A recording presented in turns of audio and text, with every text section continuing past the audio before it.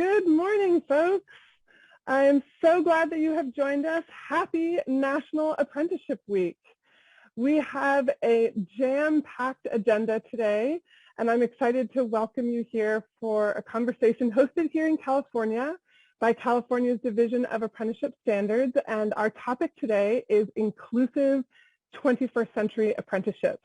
And we have just a phenomenal lineup of speakers today that I'll introduce as we get to each of them. But we are going to be having a panel discussion, talking to lots of incredible folks today. And I wanted to start by introducing myself. I am Adele Burns, and I am the Deputy Chief for California's Division of Apprenticeship Standards. And I'm excited to be leading up policy and strategy towards our governor's big goal of expanding the number of registered apprenticeships in California to 500,000 by 2029. So that is our big goal. And just to kind of give you a little bit of a sense of what that means, according to some recent data from the Department of Labor, there are about 630,000 active apprentices in the US today, and 91,000 of them are from here in California.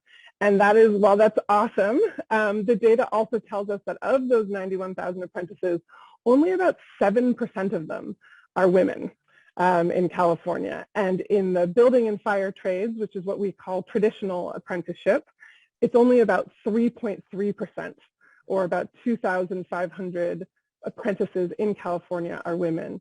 Now, if you look at the new and innovative side of the house, which is in sectors such as healthcare, education, tech, which we'll hear more from later today, automotive, the percentage over there is about 26%, or about a little over 4,000 women.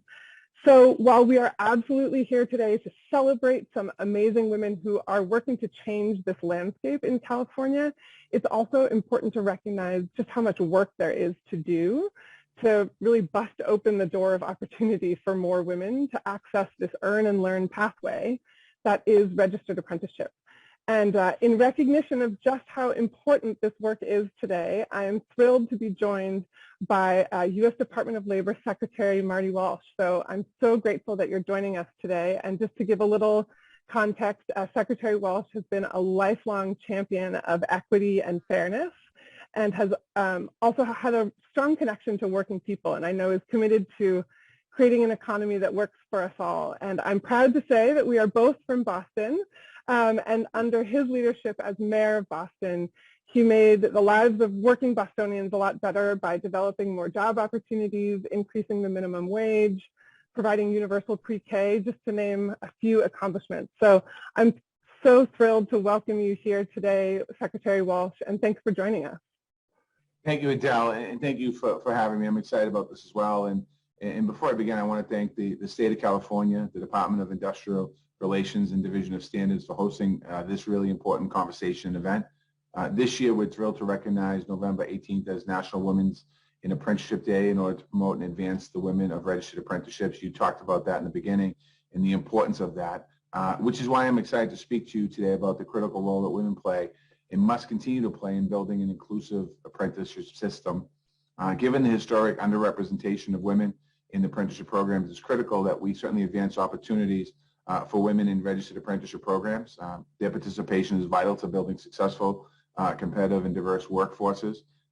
Before I start and acknowledge California, I just finished an event here at the Department of Labor with the Swiss president, the president from Switzerland, and we signed an MOU on apprenticeships, and there was 3 young apprentices here and that spoke, and two young men and a young woman, and she was born in Mexico, lives in Phoenix, Arizona, and she's 17, and our whole conversation was when she got into apprenticeships, how there was so few women in it, and she only got into it a year ago, so few women, and when you think about the eyes of a young person and what they see around them, it's not normal for her to see more women in that space.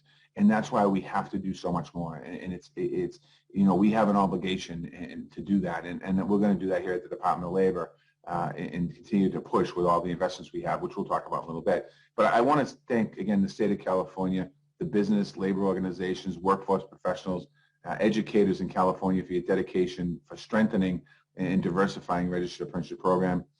We all have to do that work. It's important, and we have a historic opportunity now to do it with the passage of the Infrastructure Act and the Build Back Better agenda that's still being debated at the Hill.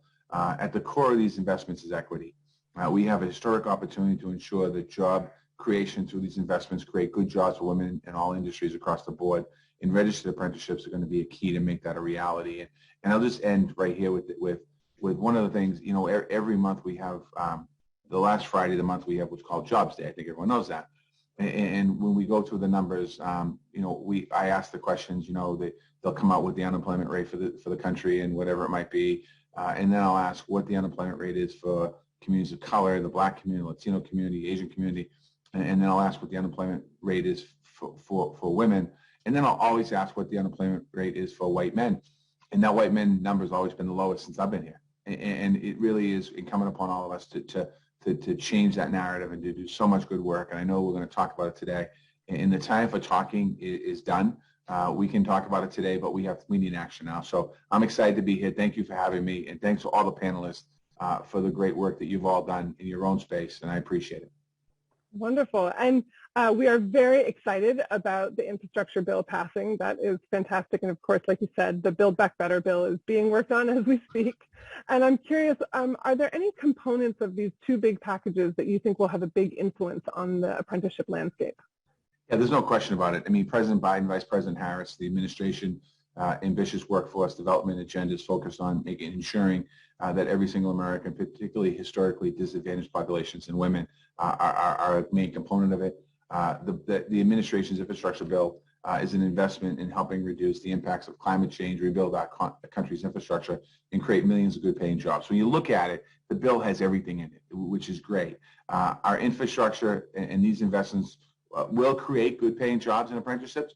It's our job now to make sure the Department of Labor, we're going to work closely with transportation, with energy and commerce to ensure pathways of these jobs are open to women and underrepresented groups. That's really what we have to do. And also expanding registered apprenticeships are a big focus on pre-apprenticeships. It's also needed to get it done. I don't mean to say I have a history of doing this, but I've done it as mayor. I've done it as the head of the building trades. That I've seen the result of having good, strong pre-apprentice programs as well.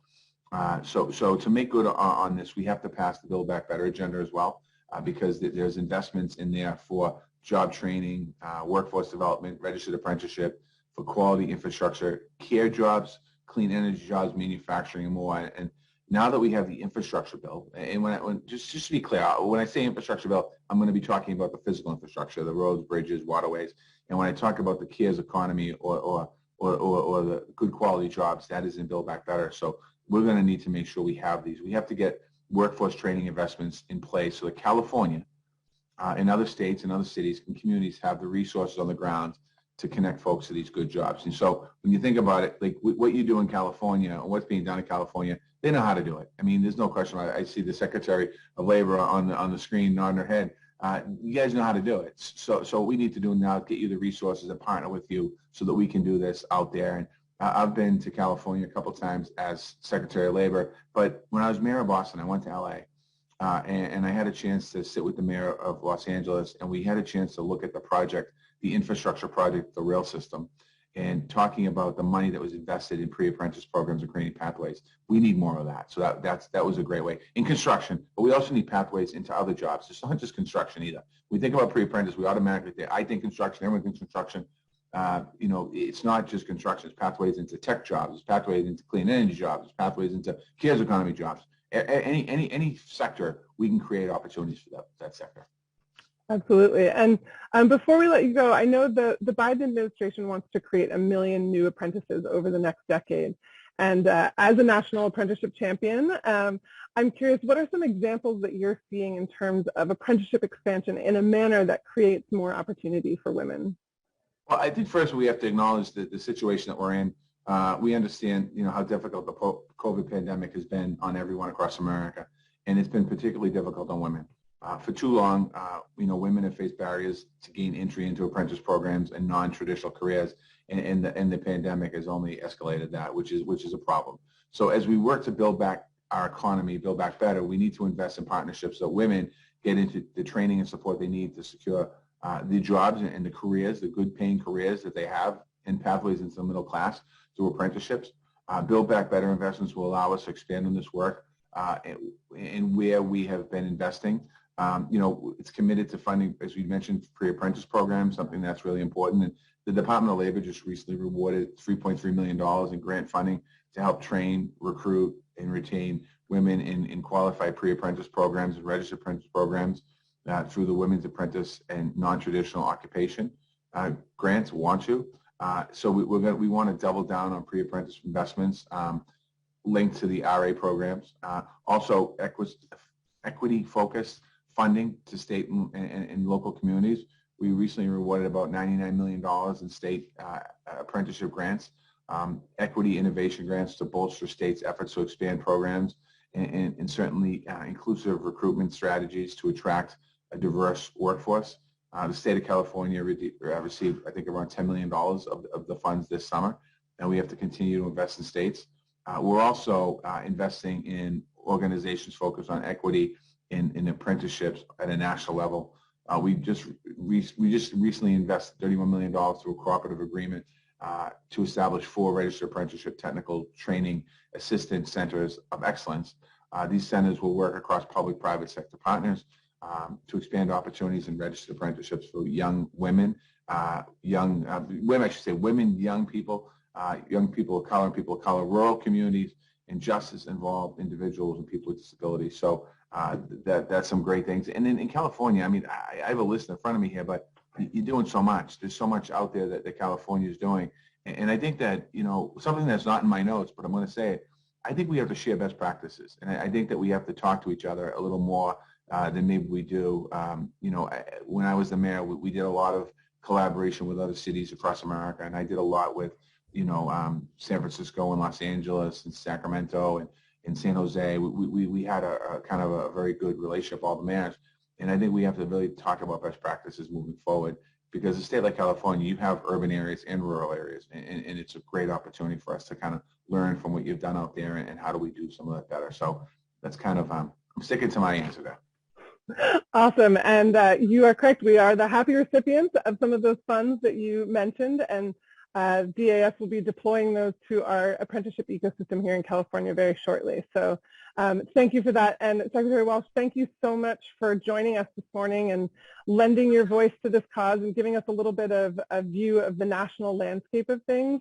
We are so grateful for you to share your wisdom and insights with us today. So thank you so much. I just want to end with this. One of the things that helped prepare me for this job was being mayor of Boston.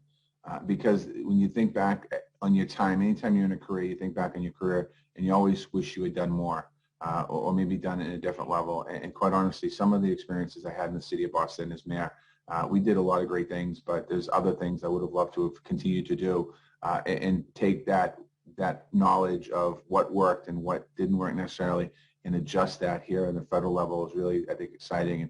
And there's some great people around me, including a native from your state, Julie Sue, who I work very closely with. I love Julie. We're working very closely together on a whole bunch of things. And the two of us are actually, the reason why I think you cut me short today is I'm heading up to Capitol Hill today to talk to some folks, and Julie's come with me. So she's been, it's funny, we're just on the same page in so many things, which is amazing. So I'm excited about that. And I just want to say thank you to everyone watching today. Good days are coming, and we have a great opportunity here to really change the trajectory for so many individuals, particularly women in our country, and put them and their families on a pathway to the middle class and some amazing success. So thank you for your work.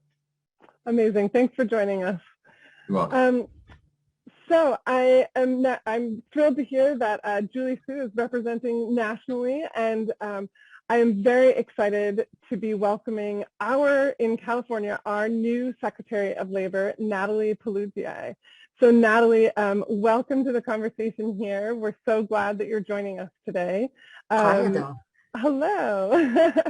And Natalie actually joins us with a wealth of experience with the U.S. Department of Labor, leading work around worker protection and also in the educational space, where she led up work with Johns Hopkins Global Operations Initiative.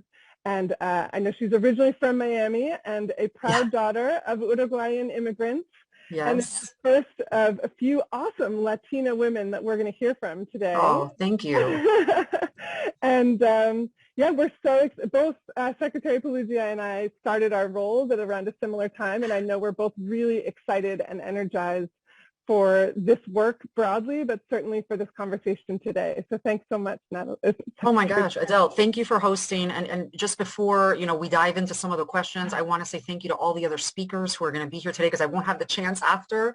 So of course to Marty Walsh, thank you so much for giving us some of your time. It's amazing to hear from him, just like the wealth of experience he's had. And I want to say thank you to all of the other panelists today. So Veronica, Loretta, Irma, and Madison. I can't wait to hear from you. And hopefully after this week, we can continue conversations so we can, begin to really do the work at the state level to sort of, like, as Adele said, break the doors open for women and other groups that have historically been distanced from these amazing opportunities in pre-apprenticeship and apprenticeship. Wonderful. So as you step into this role in California as our Secretary of Labor, what do you see in this world of apprenticeships that you feel like is promising, and where do you see areas for improvement? So so I want to say, happy Apprenticeship Week again. I think it's a really important week to sort of pause, to acknowledge all of the amazing work that's happening throughout the state. But also, in a way, it's a moment where we, as a state and all of our stakeholders, we reaffirm our values, right? And we kind of reaffirm the fact that we believe that when there is great economic expansion and opportunity, such as what we are going to see soon because of the infrastructure package, but also because of the amazing investments by the state and by the governor in the state, when we have that great opportunity, we also have a great responsibility in reaffirming our values of good jobs, of pathways to the middle class, but also of thinking a little bit about how we do things better, right? Like, acknowledging everything we've done and then pausing to think, how can we do things even better moving forward in light of all this opportunity? So I'm really encouraged just by the excitement that I've been, I went to visit the Northern California carpenters last week. I went to visit the sheet metal workers training center in Sacramento this week. And I also went down to Fresno and I spoke with the building trades and their pre-apprenticeship program. And they're celebrating a big PLA that they have just signed down there. And so I think there's a lot of excitement about all of this new investment, and there is a lot of partnership happening. So that's very encouraging. Partnership between workforce development boards, between labor, organized labor, between signatory companies that also affirm these values, and by the communities and the education systems. And so that's all very encouraging to see all that synergy come together, moving us toward these shared values and goals. I think, we could talk about this a little more, but the opportunities are to take that pause and say, we've come a long way, right? We have some amazing numbers. We represent in California 1/6 of all apprenticeships. But when we look at kind of the pathways to apprenticeships, I think there's real opportunity to take what we know are the barriers, specifically for women, and this is sort of the message I've been sharing with all of these groups. We know what the barriers are. We could talk about those today, and now it's time to really do something about it. This is our opportunity to invest in breaking some of those down. And so I don't like just talking about, oh, we need to recruit more women. No, we need to recruit differently. And that's what I'm trying to get folks to talk about. How do we actually do things differently in order to create equitable pathways? Yeah, I mean, that feeds into my next question, which was, as we ponder this low percentage of women in apprenticeship in California, what do you think are some important things that we should be considering to change this landscape? Yeah, so, and again, this is not all, going to be new to everyone. I think we all know what the barriers are. So, we talk about cultural barriers and social barriers, right? Women are just not empowered at a young age to think about jobs in the trades, for example. And that's where we're seeing these really low numbers of apprenticeships. And I think that we could be doing more work with community groups to sort of break those barriers and those norms that we have sort of imposed on ourselves, and which families reinforce with girls, about what opportunities are in fact out there, good paying jobs are out there, and how they could be engaging in these. I also think when we look at our pipelines, so these pre-apprenticeship programs are so important because they give people early on some really important training, but they also give them visibility into a wide range of job opportunities, at least in the trades they do. And so it gives folks an opportunity to say, you know what, I like these three things, but I don't like these. And so I'm going to really try to get, employment and a job in those types of trades. The challenge is these pipelines are also male dominated, right? If we're using the pipelines to fill our apprenticeships, and then, our jobs, then our pipelines aren't really optimized right now. There's something about the way we bring people into those pipelines is a little bit broken. So I really think we need to look at that. And then it's also the whole, recruitment is very important. The way the trades, the unions and the, all the partners go and recruit folks for pre-apprenticeship programs and apprentices. While the apprenticeship programs, what I've discovered, they're very structured and they have very strict rules, and these are not easy programs to go through. The way you get into them is not very structured, and actually people have a lot of different ways that they found out about a pre-apprenticeship program, and we have to look at the ways people are finding these programs to also assess, okay, how are women perhaps less likely to approach the job opportunities in this way, and then what do we do to intervene? And lastly, I would say this is something that is happening in many areas, and we probably want to replicate. We have to think about support services, and so when we think about things like transportation, English as a second language, math training, all of the sort of supplemental support that is provided to pre-apprentices and apprenticeship, we should be thinking about the types of supports that women need, especially as heads of households, as the primary caretakers of children. And so, childcare is a big one, and I hear about this a lot. And so how do we actually come in and sort of create more of these support services that allow pre-apprentices and apprentices the ability to focus on their training time and the ability to complete these programs. That's really key. A lot of folks end up dropping out because these are very, strict and rigorous programs. Yeah, and I know you and I have talked lots about Governor Newsom's 500,000 goal, and certainly, part of this is also just expanding apprenticeship to lots of different occupations. And so I'm wondering if you want to share any of your thoughts on the strategy to expand apprenticeship, beyond just the trades and into all kinds of different sectors. Yeah, absolutely. No. And so we tend to focus a lot on the trades, right? But we definitely, I think, and you and I have chatted about this, Adele, I think the first thing is to sort of change the dialogue about pathways after K through 12. And so, we've been leaning really hard into higher education and college for a long time. And so how do we change the conversation, to one that says that, learning and working model, one where you're learning and working at the same time and not taking on debt, is equally as valuable as the path of higher education, which has sort of been touted as the gold standard, when in reality, I think the gold standard is the other model. So that's one thing. It's changing the conversation, highlighting stories like the ones we are going to be highlighting today, sharing best practices. But I also think I think there's a lot of excitement around the non-traditional apprenticeships. So moving, we focus a lot on the trades, and that's extremely important. But it's really important to think about the non-traditional apprenticeships and how we can grow those opportunities. So I'm really excited, to have Irma here today to talk about that. Again, thinking about how government can help incentivize more growth in this sector, right? That's always what I'm thinking about.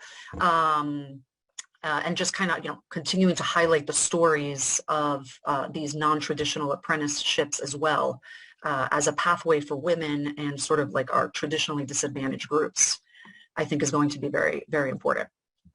Wonderful. Well, thank you so much for joining us for this conversation today and for sharing your thoughts. And I know I'm really excited to be working in partnership with you around all of this. So thank you so much for joining us. Absolutely. And I'll just close by saying, I came from federal government, and that's amazing and it's very exciting. But being at the state level is a whole other level of just excitement around this, because you see how this impacts lives on the ground, right? And you get to work with the local governments, and you get to work with industry and organized labor.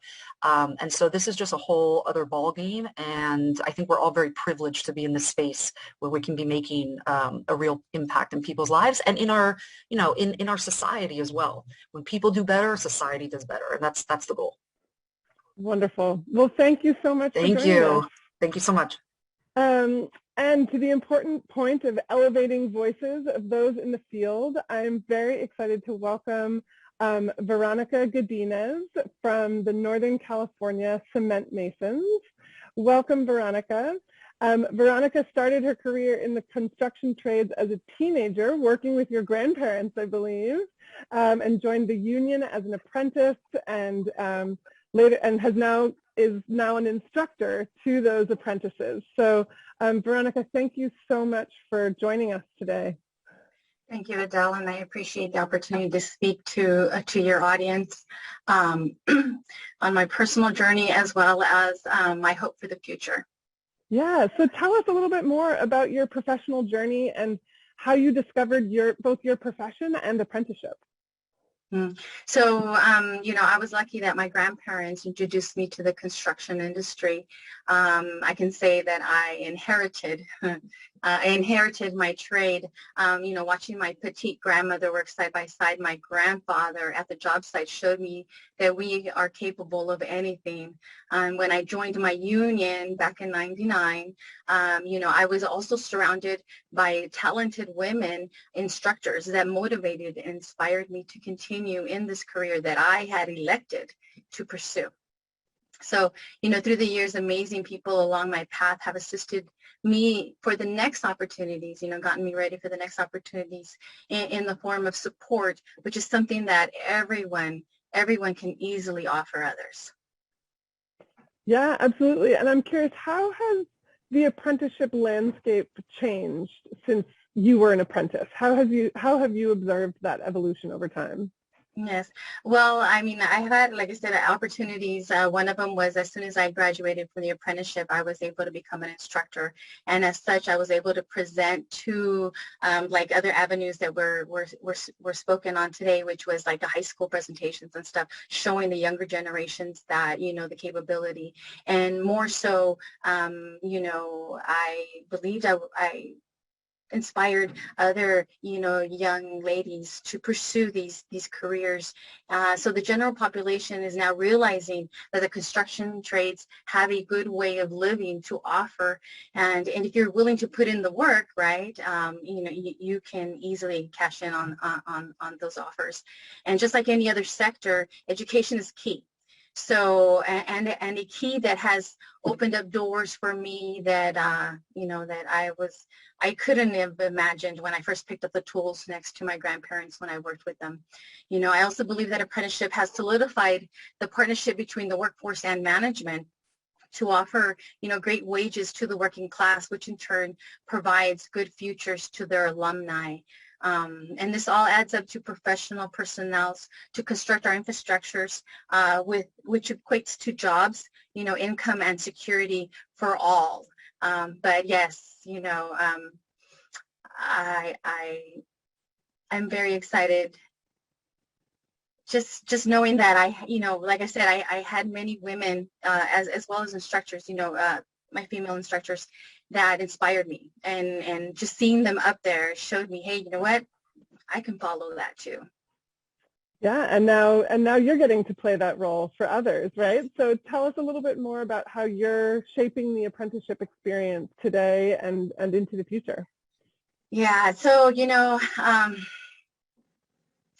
I wish I could toot my horn louder, but what I will say is that, as a director, my hope is that other women can see themselves in these roles, and keep making headway, all the while inspiring others to look past the norms of what our society deems so. Let's face it, these sectors have been male-dominated as far as like the construction industry. But these are different times, with different ideas that can blossom into an untapped resource, eager to show their potential. And I'm talking about the female population, women entering an apprenticeship program, they will be offered the same training as their counterparts and have the same opportunities that their predecessors, like ourselves, had. Joining, I've also joined other organizations, with women leaders to not only help advance, us women in these industries, but also to learn from them, to be a better to be a better role model for our upcoming, women. And some of these organizations are like, even within our own international, which is the Steel Edge Women in the cement mason industry, as well as, Tradeswomen Building Bridges, which is an organization that works across the globe with different organizations so we can learn from each other's, systems of training and opening up avenues for women. Again, it's about being out there, showing yourselves. I mean, if the other trades want to, recruit more women, then show them the women within these roles. Show them that they're capable just like anyone else. And please, don't limit yourselves by other people's insecurities or blindness to the potential that you have. Wonderful. Well, you are modeling that 100% today by joining us. So thank you so much for sharing a bit of your story and a bit about your journey. We're grateful that you joined us here today, and also that you're doing the great work to be a role model. And I think I really appreciate what you elevated about the communities and finding those communities so that we can all share best practices and lift each other up where possible. So thank you so much for joining us. Thank you. Yeah, and next I'm excited to introduce another amazing woman in the building trades to share her journey. So Loretta, welcome to the conversation. Loretta Morel is the Senior Environmental Health and Safety Manager at Manson Construction Company, and she started her career as a pile driver and completed her apprenticeship in that occupation, and spent about a decade with the union, and is now playing a really active and important role in training apprentices and safety and environmental standards. So welcome, Loretta. We're so glad you're joining us today. Thank you so much for having me. Yeah, and so Loretta, tell us a little bit more about your professional journey and how you discovered your profession and apprenticeship. Sure. So my journey started living in Long Beach, driving over the Vincent Thomas Bridge and looking down at the harbor and thinking to myself, oh my God, that's where the money is. It's like the heart of the city, beats there.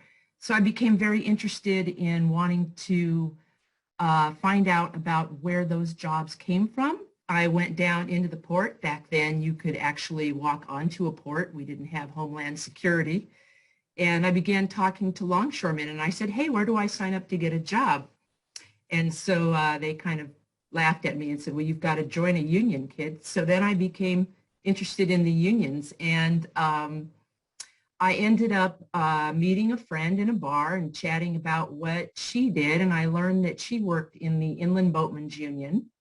And so I decided that actually at the time I had another job, but I was looking for new employment, so I ended up working with her. There was a C list where you could walk into that union, join the C list, and then go out and work as a deckhand in the marine industry, working on boats, specifically water taxis or like the Catalina cruises, and work as a deckhand. So I worked out of that hall, and then I had an opportunity in the same building to try out pile drivers craft. My friend tried it and said that it was really hard, but I was crazy and that I might enjoy it. So I put my name in and I waited, and eventually I got called, or my application was accepted, and then I received the call for my first job. And I went to work as a pile driver, and I loved it. And I worked for 6 years, graduated my apprenticeship. I had some very good instructors that became mentors. And after that point, one day, like I said, 6 years later into the trades, I was out looking for work, and the union sent me to a specific address to apply, and it turned out to be with the Joint Apprentice Training Committee, and this was for the Century Freeway Training Project. And I was interviewed and I was hired as an instructor with the JATC. So that was very exciting. I did that for 3.5 years, but I already had a work plan in place or a goal of moving to Northern California from Southern California. And my partner at the time had graduated law school. And so that was our next goal, was to move to Northern California and for both of us to work from there.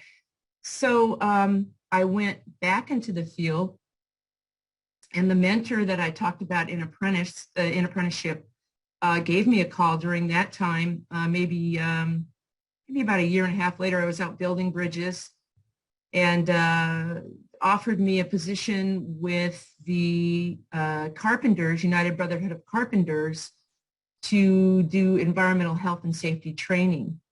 So I did accept that. I did that for a while. There was funding for that, and that funding eventually ended. And when that ended, I went back out into the field and I applied again for work out as a pile driver.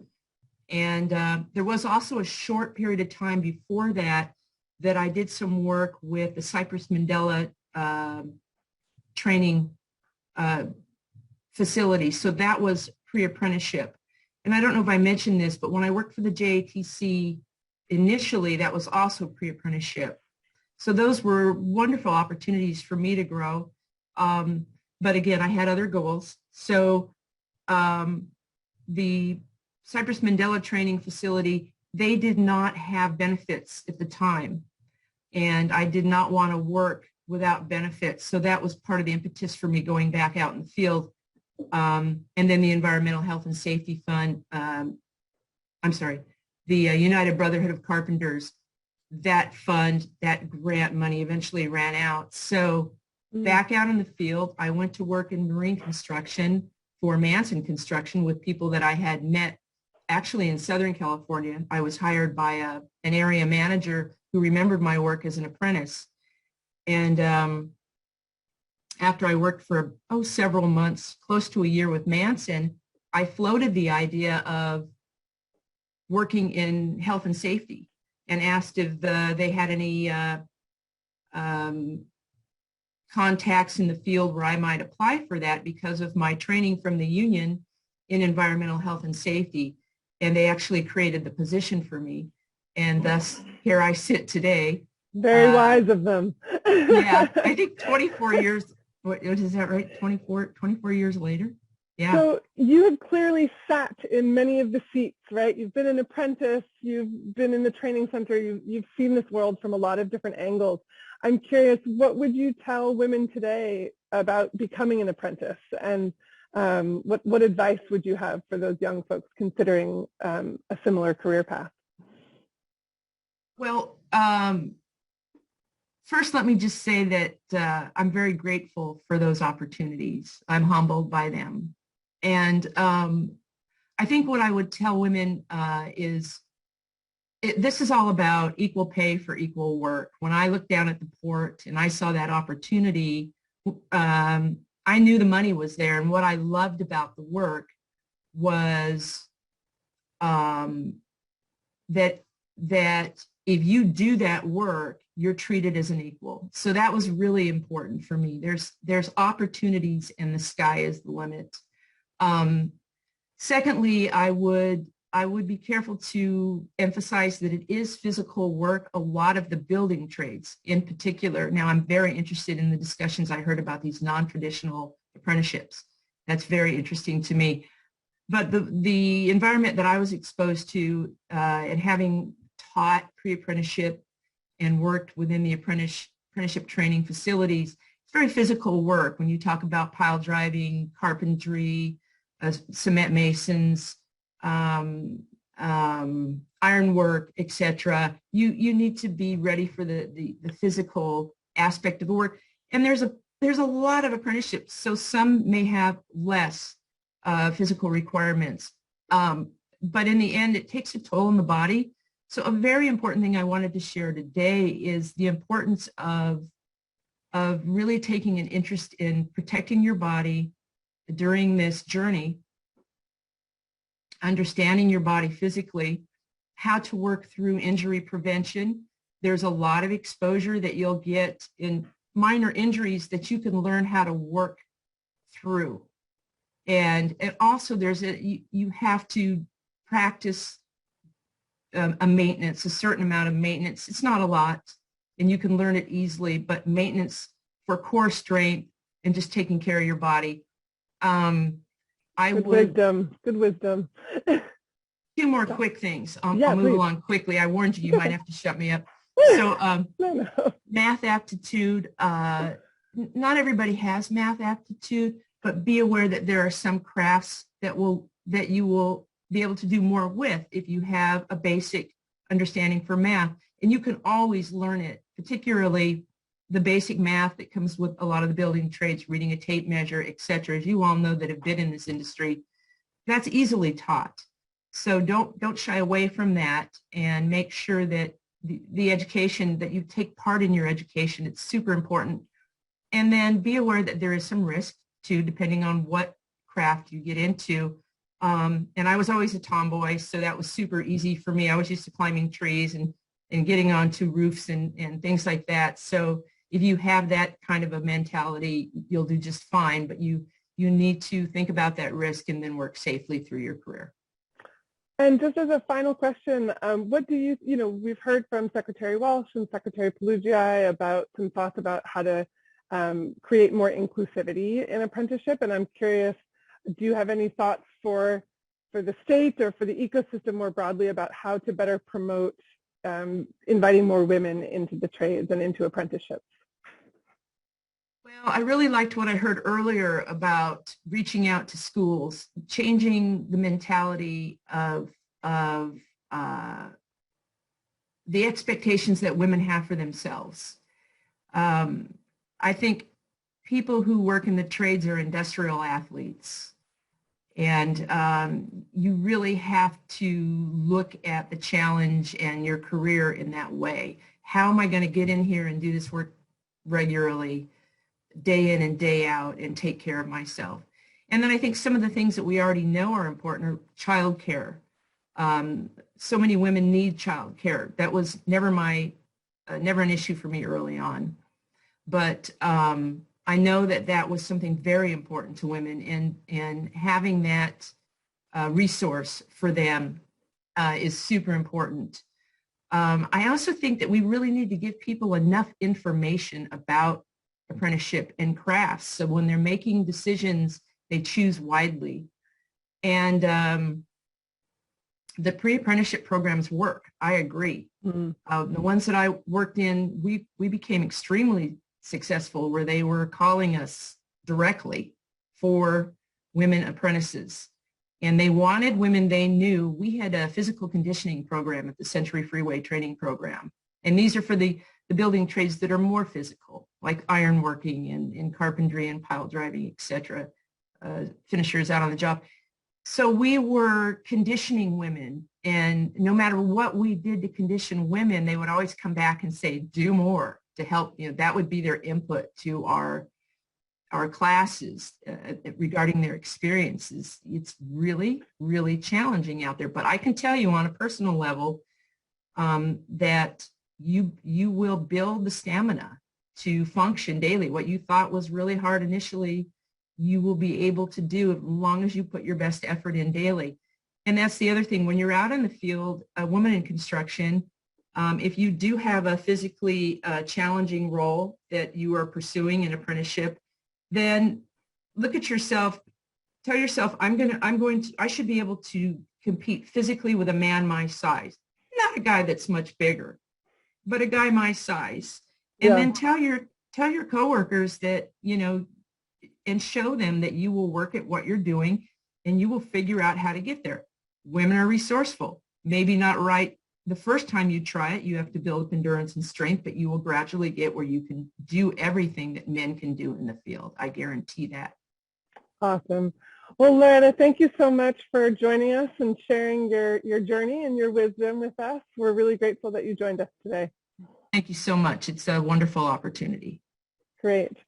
And so now I'd like to shift gears a little bit to the tech sector, which in the apprenticeship world we call the non-traditional or the new and innovative apprenticeship space.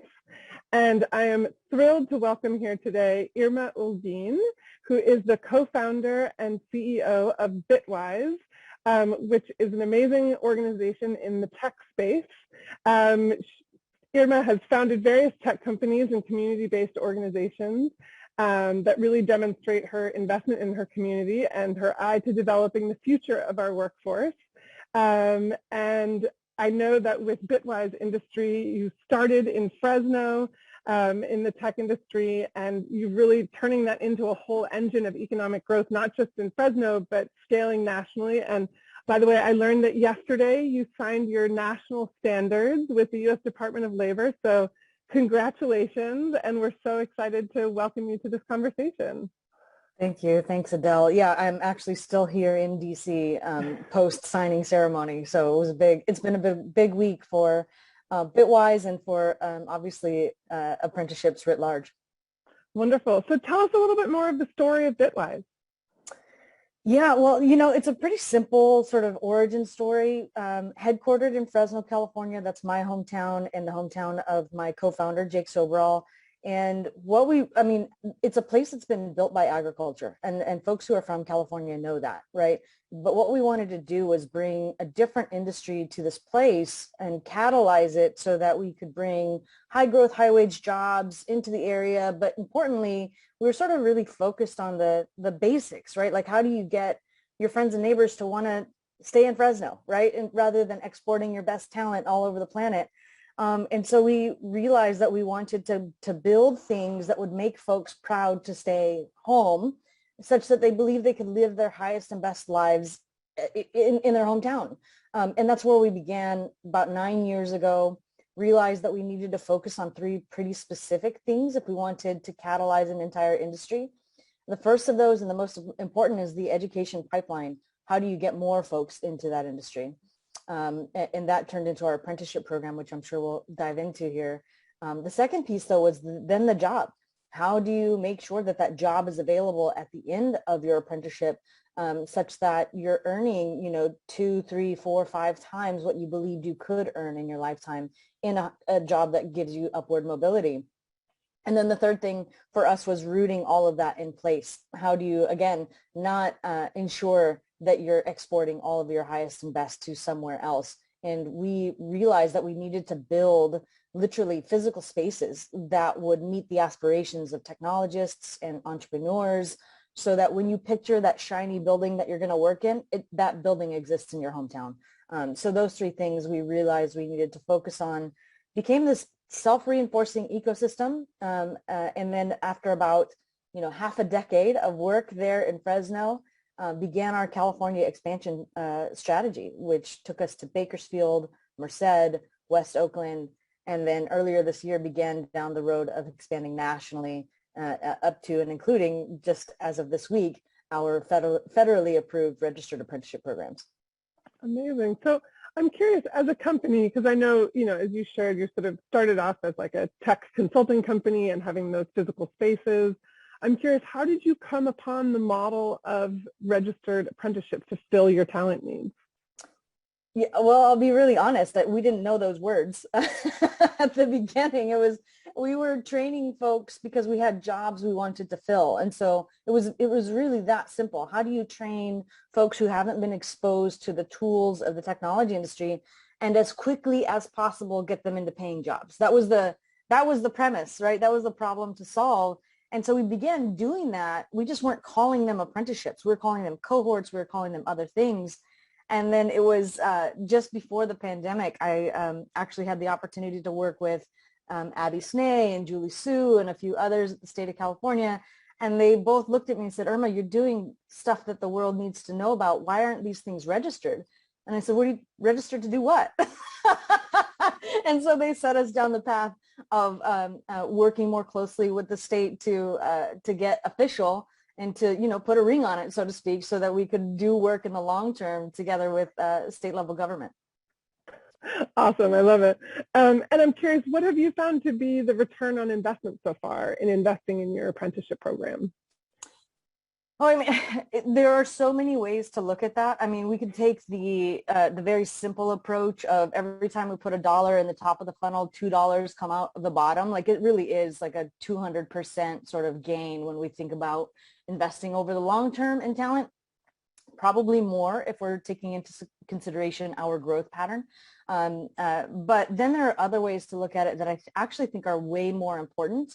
And probably have the macro level effect that folks are hoping for. And that is, yes, people with names and faces their lives are changed, but their families are changed. And what their families believe are available to them that they can do, that changes. And when you get to a place where you're not in survival mode anymore, you get to participate in your community in a way that's just not possible when you're just terrified about paying rent or putting food on the table, right?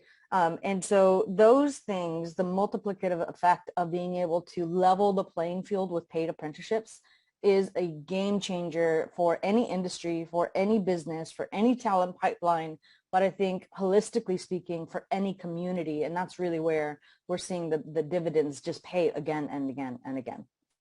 And I think you all are an amazing example of, investing in the talent, right? In taking the time to upskill the talent. So bravo to you all for what you're doing. And I'm curious, what advice do you have for companies that are considering registered apprenticeships to fill their talent needs? Because obviously right now there's a lot of companies that are very hungry for talent. And perhaps if they are joining this session are kind of curious about apprenticeship as a mechanism to fill those talent needs. So what advice would you offer to them? Yeah, I would say three things, three sort of separate pieces of advice, but they all sort of tie together, I think. The first one is that I think folks maybe shy away from the idea of apprenticeships because they think it's going to be more work than the alternative. But the truth is that the alternative is actually really expensive from a business point of view, recruiting, hiring, training. Like even when you hire the best, the top of the top, it's still going to take them 4, 12, 15 weeks to get up to speed. That's all time you could have been training somebody who's green right into your systems, right? And so number one, it's not as expensive as you think it's going to be. That's one piece of advice. Two is, and this is huge for us, diversity and inclusion, equity and access, all of those things are top for us, the top. And I would say if that's an effort for you all, nothing can change your roster the way that apprenticeships can, because who you invite through the front door will ultimately be who you hire, and that will change what your roster looks like at your company. So that's a piece of advice, is who's walking in the front door is going to matter a great deal. And then the third thing that I'll say is that belonging, like creating a sense of belonging for pre-apprentices and apprenticeships, is a game changer. Lots of folks, women, minorities, the historically disenfranchised, will self-select out of a place or out of an opportunity, believing that it's not for them. So I would say put an outsized amount of effort into creating that sense of belonging. It will make a difference in terms of who stays in your programs. Wonderful. And then I'm curious, how can folks partner with you or support you in your work to expand apprenticeships, of course, including the efforts to scale nationally? Yeah, I think two ways. There are always populations that we're not reaching as well or as deeply as we want to reach. So if you are or run or have connections to community-based organizations or other people groups that could benefit from opportunity in the technology industry, we would love to know you. We would love to develop a relationship such that we can also have access to those same people, but in a way that builds trust and is mutually beneficial. So that's one way that folks can be helpful. I think the other way is we are thinking about what our national expansion strategy really needs to look like. We're still very much building the plane while it's in flight, and we're figuring out how to be good at it. So we would love to talk to folks from other municipalities or from other states and just learn from what they have done or see is working in their hometowns. We have a lot of lessons, almost a decade now worth of lessons that we think we can take to other places, but that doesn't mean we're going to do it right or well the first time. So we welcome the help. Awesome. And I'm so excited that you have invited one of your apprentices to join us today. So do you want to introduce your apprentice? Yeah, I'd love to. My favorite part, actually. So Madison Goss is here with us today, born and raised in Fresno County. Pre-Bitwise, did all kinds of odd jobs, from working in grocery stores to transporting patients to hospitals, serving pizzas. I mean, the whole thing, the whole gamut. And COVID made it very difficult to sort of continue, right, to sustain. Madison, she'll tell you the story, but stumbled upon Bitwise, and as far as we can tell, is working out for the benefit of all of us. I believe Madison is about 8 weeks into her apprenticeship, and we couldn't ask for a better representative to talk about her story and Bitwise here today. Thank you so much, Irma. I'm so happy to be here and be able to share my story. Yeah, I'm really excited. Yeah, welcome, Madison. Thank you for joining us. And so tell us a little bit about your story and sort of your educational and work journey that led you to apprenticeship. Yeah, so before I found Bitwise and the apprenticeship, I was getting ready to go to school for architecture.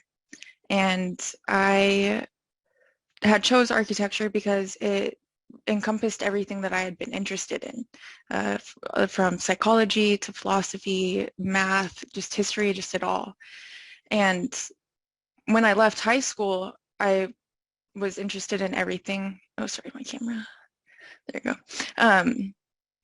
I had, okay. I was so interested in all of these subjects, and it made it really hard for me to pick a path, just to pick a path in school, stick to it, get my degree, and then start working. And that was overwhelming. And then it was also overwhelming to figure out how to pay for school and how to work and go to school. And I found myself taking a step back and just working all those odd jobs and taking classes here and there, just to keep my mind sharp. And then my birthday rolled around, and I told myself, all right, Madison, you're 24. What are you going to do? You know, do you want to pick a subject and go to school full time and get on that path? Or do you want to find a career, like a job that you could work up to become a career? And I had chose architecture because I love to learn, and I was really excited, super nervous. And then one day my partner and I were hanging out, and not that this is a fate story, although I totally think it is. We were hanging out, and she was scrolling on Instagram, and she came across a Bitwise ad. She wasn't even following Bitwise, and she showed it to me. And she said, I think this might be something you would like. And I was like, like maybe. And then I ended up thinking, you know what, why not? Why not try it? Why not go for it? I don't know what I'm doing really. So I did it. Now I'm here in my 8th week of the apprenticeship, and it's amazing.